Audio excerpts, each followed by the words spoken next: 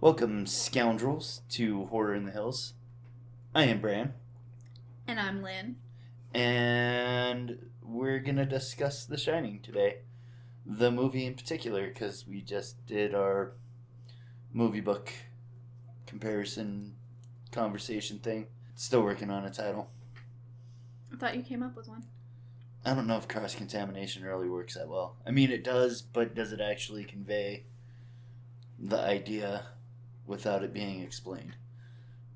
No. Nothing you ever do conveys any idea without being explained. Even if it is explained. Anyways, so I think I'm slowly converting somebody over to watching movies. No. Just specific ones. Just specific which ones. Is good enough. I still won't watch the movies. It's just once I read a book, I like to compare it. I mean, who doesn't? Because sometimes the movie is better. Sometimes the TV show is better, I guess. Movies are rarely better. Yeah, we didn't really meet too many of those in our post-movie discussion. Right? Wasn't that after we watched it? Yes, we played a random game of who did it better. So, I didn't have a whole lot of notes for talking about this, just a couple. I didn't but have I any. think we can anyways. So what are your first impressions? Just initial, without comparing the two, what did you think of the movie? I don't know. My general impression of the movie overall, because I don't have a first impression, my general impression of the movie overall is it was kind of very boring. And not remotely thrilling. Yeah. Yep. I had a lot of the same problems the first couple times I tried watching it. I didn't find it particularly thrilling or engaging, really. Now that I'm dissecting it, I am engaging myself in it. And, trying to pick apart pieces and find things to talk about or how to talk about things or whatever. I mean, as a viewer standpoint, it wasn't thrilling, but you like to use it's horror for those inside of it, and I suppose if I was inside of it, then yes, it would be scary. And it that goes into the engaging part of it too, because if you're not being engaged as an audience member, it's difficult to empathize with the characters. Cows. We're professionals. Or something. We are very clearly not. Alright, now in comparison with the movie. The book did it better? Well, some people use this as an argument to not directly compare them, is that they're two completely separate medium. But this is an adaptation. And if you're adapting somebody's work, you should be somewhat faithful to it, I think, beyond just paying homage to it. I agree. But the things that would be harder to do aside, like the internal monologues, a lot of the setups for the scarier thing were done better in the book. Well, because I think it plays to the nature of what's presented as scary between the two. Because I would say, not having read the book, it's a balance of Jack and the hotel. Whereas in the movie, it's more just Jack. Yes, because the parts I'm thinking about are more the hotel. And it's more of the fear and of the unknown and the word that I can't think of. Supernatural? I don't know. Maybe. Because most particularly 217, 237. In the book, most of it is heard and not really seen. Yeah. He doesn't really see... Or even really engage. Yeah, because the first time he opens the tub, it's empty, it's fine. Until he goes to leave and he hears the shower curtain and he hears the water sloshing over the edge of the tub and the body crawling across the floor chasing after him. And he doesn't look back and actually see it. he just hears it coming at him as he tries to get the door back open. The door he knows he left open. And I think that creates a much more intense fear. Because it's also one of those things is, are you really hearing it? Well, and it crosses both those boundaries of the unknown and the known. The certainty that, no, I know I closed this door, or at least believing that you did. Yes. Or left the door open or whatever. So that one was much more frightening in the book. And the same thing with the topiaries. Yes. Where you can hear them moving, but... You can hear them moving, and you know it was standing up, and now it's leaning down. It's kind of like those videos of the creeping cat, where it's in one position, and you look away, and you come back, and it's in a new one. Yeah. I mean, because it's a cute little cat, but those are still creepy because of what it's doing. But the topiaries are the similar idea, but, scarier because it's a topiary that's coming at you. Yeah. Because there was an open pathway in which you got from there to here, and now it's blocked off by topiaries that you haven't actually seen move. They're moving while you're not looking. Yeah. So it creates that question in your head. What is that, Doctor Who, Don't Blink? Yeah. There's a Doctor Who episode with angel statues or whatever, I believe. Very, very frightening. Me, Galileo. There you go. I was trying to get there. For a song that I know that part so well. in that time to shine. Yeah, I don't know what I want to say.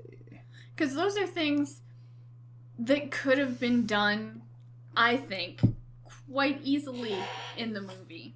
Because, you don't even have to, make the animatronic topiaries, because they're moving while he's not looking. Because you could give the audience same fear by not actually showing them moving.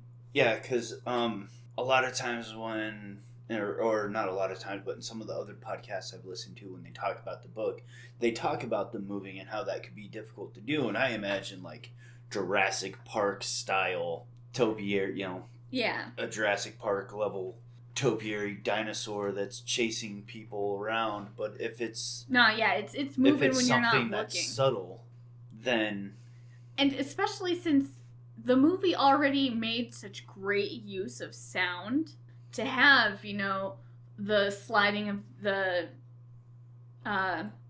curtain on the curtain rod, the movement on the carpet, the rustling leaves of the topiary. Yeah. Which would have all been much more engaging and given more weight to the hotel itself. But like I said, I think either Kubrick missed it, or what I believe is more likely, but there's a lot of speculation here, he intentionally changed it and he just kept that horror element around Jack because it's supposed to be a horror movie. And I use the term hijacked, and I don't use it lightly, for when we were talking about this story before. I'm not very familiar with Full Metal Jacket either. I would assume there's a novel. I've heard that almost all of his work, if not all of it, is adaptations. And are you looking it up? I was, but if I did it on my computer, it would go clickety, clickety, clickety, clickety. But I do remember being, after reading, what is it, Clockwork Orange? Yeah. Feeling like the movie was lacking the most essential part of what A Clockwork Orange was trying to say. And I don't remember exactly what that was because that was several years ago. But I had watched the movie before and then found the book. And I felt very underwhelmed by the movie after reading the book. And I said, it was just missing the most key point, and I would have to reread it and rewatch it to be able to put better words to it. And I haven't been able to get all the way through Full Metal Jacket to really know what's going on there. Is it? Yep. So, and to a degree, there's nothing wrong with taking somebody else's work and adding your own elements to it or whatever. But like I said, I feel more like he's hijacking it and going for a completely different thing. Yeah. And if that makes sense. And those are some of the most frightening things in the book too. That's why I watch the movies afterwards, because I want to see them done in the movie. And to me, and I'm not a movie making person, but they seem like things that could have been easily done. So in hindsight, maybe even for 1979. Yeah. Did he just chipmunk all of those? Yes, he did. Nice. So, was there anything that stood out to you about the movie? Maybe things that we've talked about before or whatever? I feel like you're trying to lead me somewhere, but I'm just not following. Kinda. I'm just anything that you picked up on. Because... Well, tell me which platform to board at, and I'll hop on your train. Many of the major thematic elements from the book are in the movie. But they're and I said this before too in the other episode, but some people might not listen to that, so it's okay. But it's relevant to our conversation here that it seems almost like he just used them as plot devices for the story that he was wanting to tell. Yeah. And after watching it, you kind of confirmed with me that it's like a really bad possession movie. It is. It's like a really bad possession movie. And there are things that are done in the movie that make no sense within the context of the movie. Because there's no... Context for it? Yes. There's no background to it? Yes. Well, what are some examples of that before I get into? Like Roger. Oh, the dog suit man. Which is one of those things that's just kind of an homage, and for that, it is shocking and frightening just because it's random in a moment where things are already so chaotic. See, I thought it was kind of like... It gave me the problem that I have with the Stephen King-isms. I'm in this frightening moment, and then you've thrown this thing at me that just takes me out of it because I have to stop and go, what the fuck? but why? Yeah, like as an audience member, I see that and I go, what the fuck? Why is that there? It's not even like that. I'm sure for the time it was really shocking, but it just takes me out of the moment, and it actually makes the entire thing less frightening because I'm no longer engaged in the same way. Because I've had to jump to a new track. Yeah, because she goes downstairs and it's full of like skeletons and cobwebs and stuff, right? Or did we not? Was that not in the version we watched? It's not in the version we watched. Yeah, might change some things too, based on the version that you watch, because that is some stuff. But yeah, most of the stuff that are major elements of the book, again, are there more as a way of saying, paying an homage to the fans, are almost more like Easter eggs. Yes. Than anything else. Like, oh, hey, you remember these two guys? Here they are. But what I was going to get to was, like, the abuse thing. The themes are very loosely there, but we're talking that it's abuse. They only ever talk about one incident. So is that actually abuse, or is that something else? A fluke accident, which can happen. Especially if you've been drinking. And now the drinking, they play up a little bit more as a bit of a problem. But again, it's still a scene here, a scene there of people talking about it without giving more weight to it. Like a good scene to throw in to help that out a little bit more would be, or maybe even a couple of scenes of him naturally finding the bar. And then he goes into the bar in another scene and is just sitting there. Huh. Sounds like a problem I've been having with lots of books lately.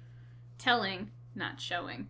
And, Wendy comes and finds him, and she's trying to be a supportive wife. And, hey, are you feeling okay? What's going on? You can talk to me.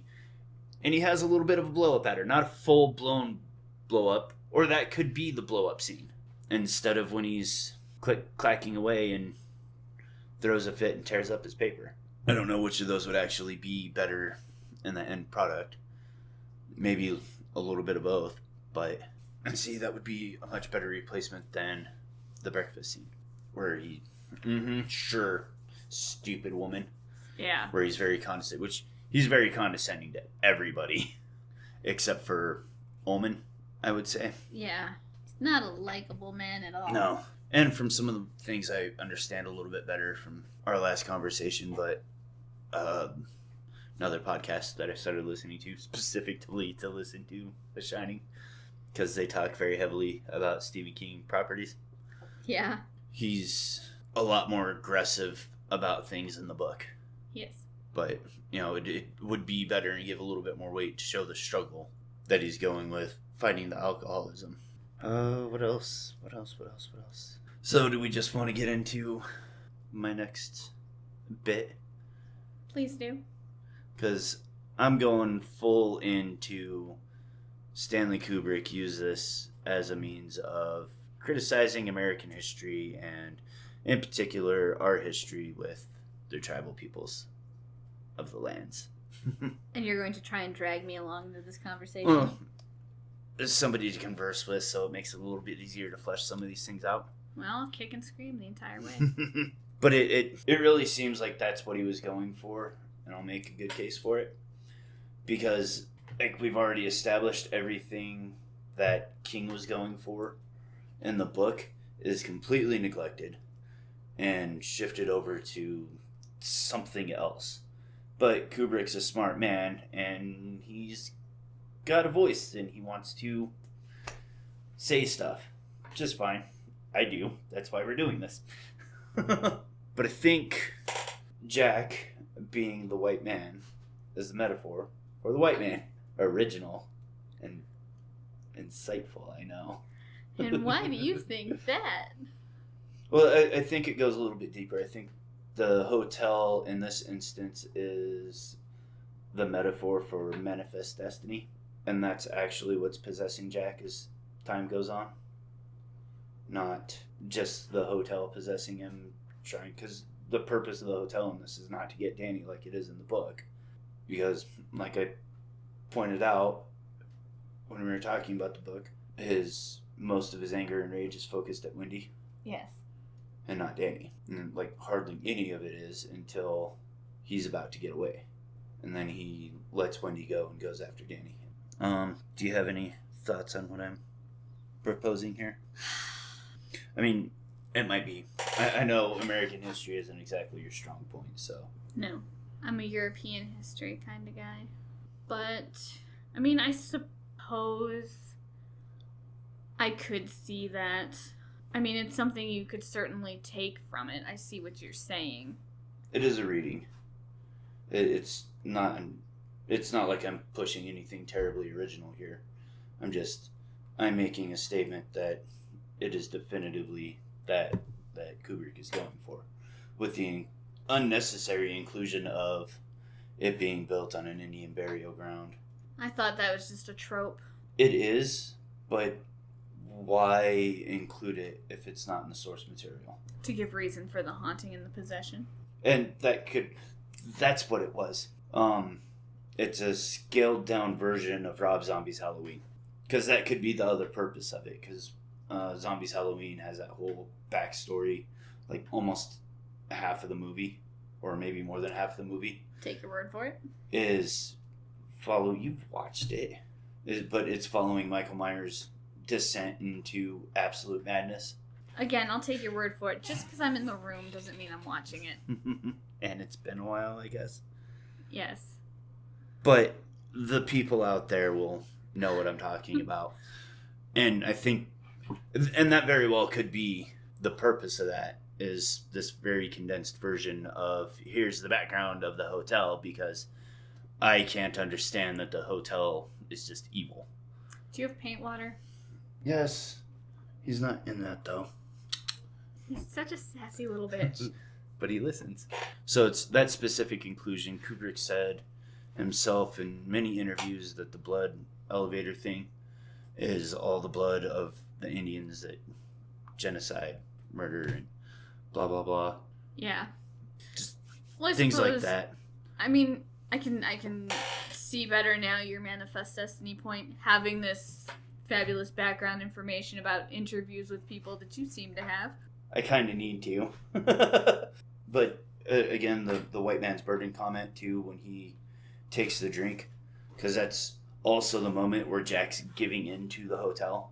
And as we talked about, for Kipling's poem, The White Man's Burden is essentially about manifest destiny.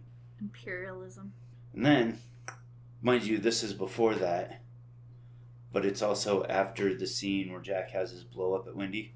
The next scene that we see her in, she's wearing that yellow jacket with all the Indian symbols on it, teepees and bow and arrow and whatever, canoes, whatever else on it.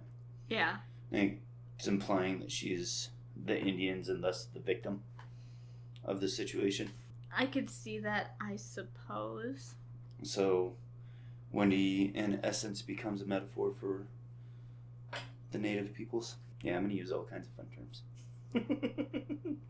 Or Southwestern designs were popular in the area. We're not at talking the about time. Southwestern designs, though. The Native American stuff. Stuff? Yes. The stuff? The woven rugs, the teepee printed sweater. I mean, my grandmother had one of those. It was popular Yes. at the time, especially in the area.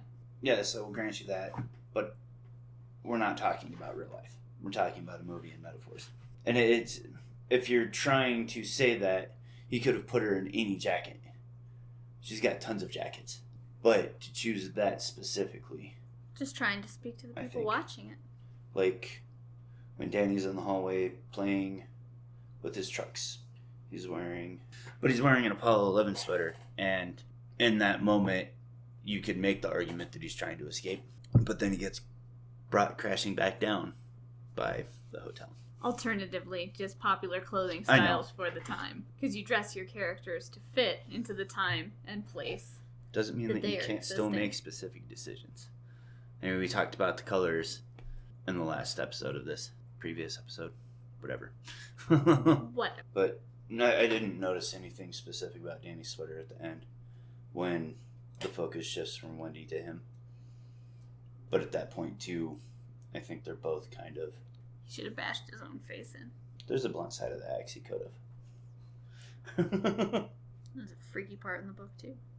That is freaky. That's the kind of stuff that actually gets to me a little bit. What are you doing? Please stop. Do you have any other thoughts or anything? I haven't... Ow! Stop! I haven't had any thoughts to begin with. I've just been trying to very badly play devil's advocate for you. I mean, not wrong, but... I'm not necessarily wrong either. I just, with the... we don't really need to go circling around anymore like a bunch of wagons. Like Danny's trucks in that scene. Suppose I did finally get around to reading the prologue, though. Oh, yeah? It was interesting. I think it's a nice little intro to the book, and it doesn't necessarily add anything specifically. I'd say the biggest contribution it makes is illustrating how the hotel doesn't actually affect people until they recognize what the hotel is and give into it. And there's the one scene is really creepy and disturbing, and I liked it. So do you think that Danny wouldn't have had as much of a problem had Halloran not pointed out there was a problem there to begin with? Danny's the one who asks about it, though.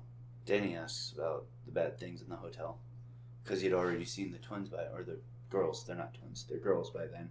And he's the one who asks about room 237. And Halloran tries to do the protective, paternal thing. And, oh, it's just really bad, just don't go there. Without explaining to him that, yeah, something terrible happened there. And there's something stuck there. Because Danny's even perceptive enough to recognize that. Which, why didn't I think about that then? Danny's perceptive enough to recognize Halloran's fear of it. I see where our problem is. I was talking about the book. Probably. If the roles are reversed there and Halloran is the one who's mentioning it first, it's hard saying because the hotel recognizes what Danny is and wants him. And the hotel doesn't just affect specific people, it affects everybody. Yeah. Because that's the other part that's really interesting is that it gets into the history of the hotel. Like the first section is like almost a book itself of the prologue. And it goes into the history of the hotel and how nobody's ever stayed more than once. And at least half of each season, the people like book for 2 weeks and then leave after a handful of days. Like, they don't even stay a full week. I think I remember that information, so it might still be mentioned vaguely at some point during the book.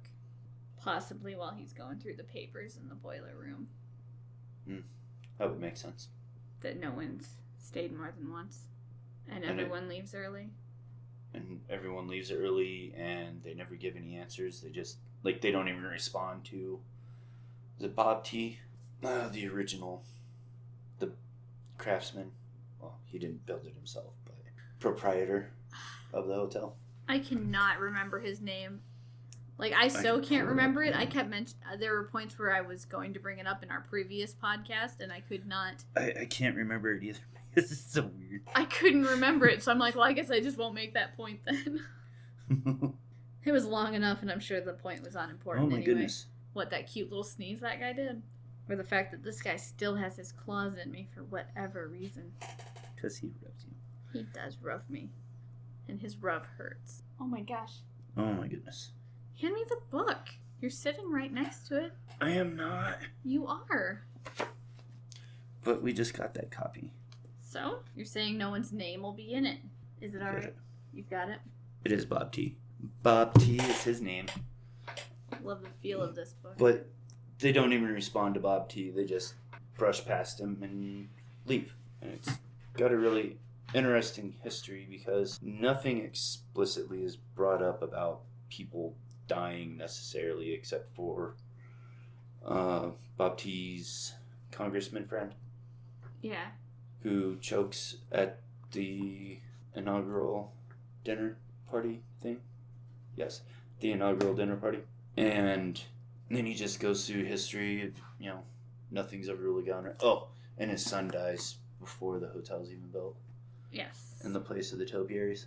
But realistically, you don't need the prologue to enjoy the book. It just, a couple interesting bits, and it gives you a little bit more background on specific ghost characters. Do you have anything to finish up with? I have nothing. You didn't even have anything to start with. I didn't have anything to start with. I'm kind of just here for you to talk at. Let's be real. Because we can't be anything else.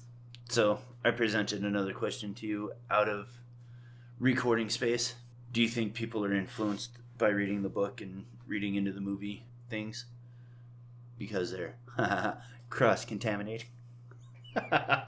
I'm an idiot. Yes, yeah, I think so.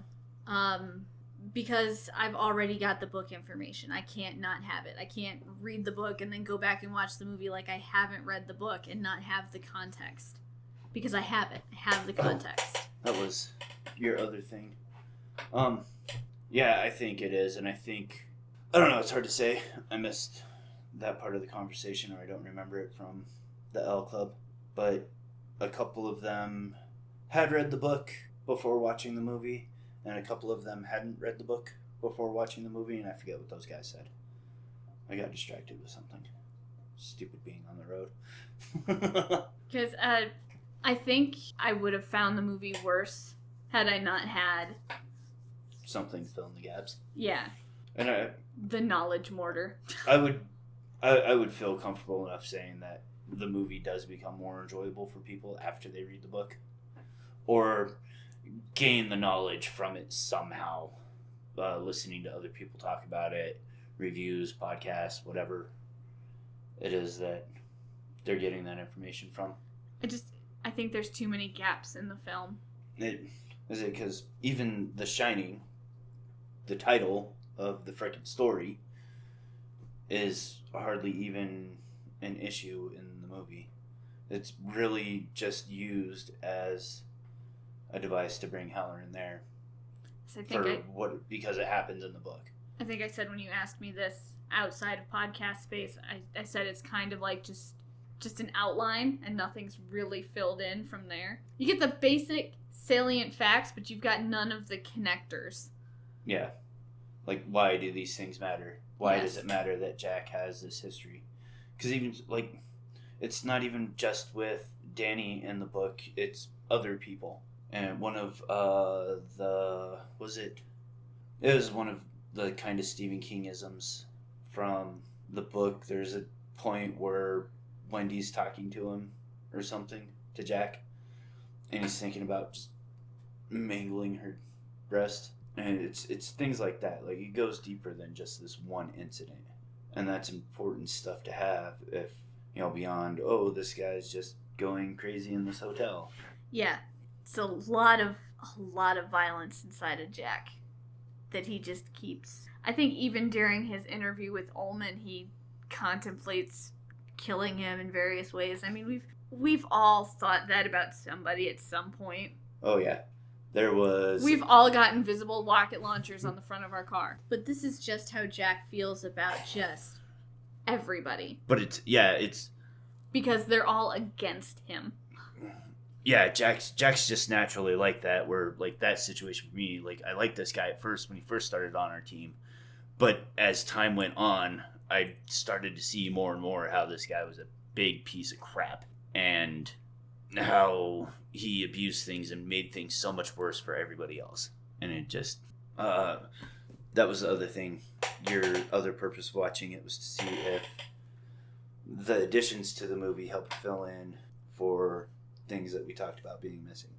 For the internal monologues, that's what I was looking for. To see if some of the stuff that was in the movie, many of the most popular scenes, were fill-in space for the missing internal dialogue, and I have to go for the most part now.